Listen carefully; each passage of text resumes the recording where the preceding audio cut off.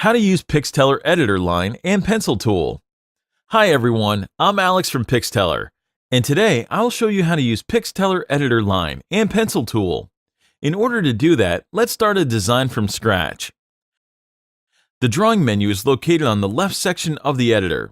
When you click it, you'll have two options, the line tool and the pencil tool. Let's see what line tool does. Once you click it, you can change the line color from our predefined palette. Only solid ones are possible.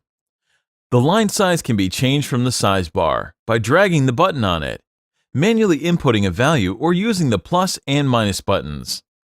I'll select a value of 5 for my example.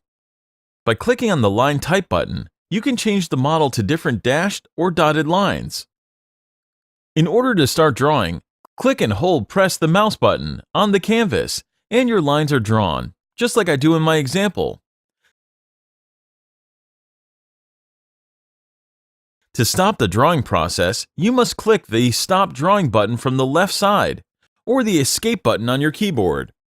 Once I'm out of the draw mode, I can select and modify each line. They are now interpreted as shapes. Let's have a look at the pencil tool now.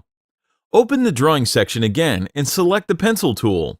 Same as for the line tool.